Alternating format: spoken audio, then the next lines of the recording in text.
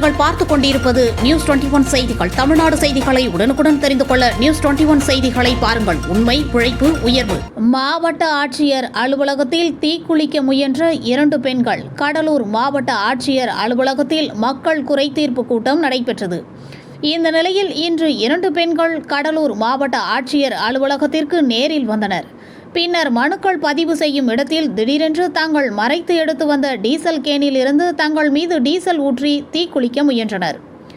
இதனை பார்த்த போலீசார் மற்றும் மக்கள் அதிர்ச்சியடைந்து அவர்களிடம் இருந்த டீசல் கேனை பறிமுதல் செய்தனர். பின்னர் அங்கிருந்த தண்ணீரை எடுத்து 2 பெண்கள் மீதும் ஊற்றினார்கள். அப்பொழுது 2 பெண்கள் கதறி அழுது தாங்கள் மனுக்கள் மீது தொடர்பாக உடனடியாக நடவடிக்கை எடுக்க வேண்டும் என கோரிக்கை விடுத்தனர்.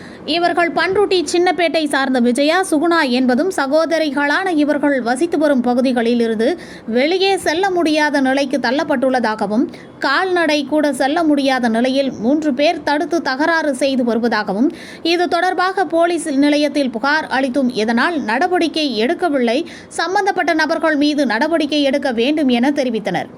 இதனைத் தொடர்ந்து போலீசார் உங்கள் மனுக்கள் தொடர்பாக மனுவிற்கு தீர்வு காணப்படும் என கூறினார்.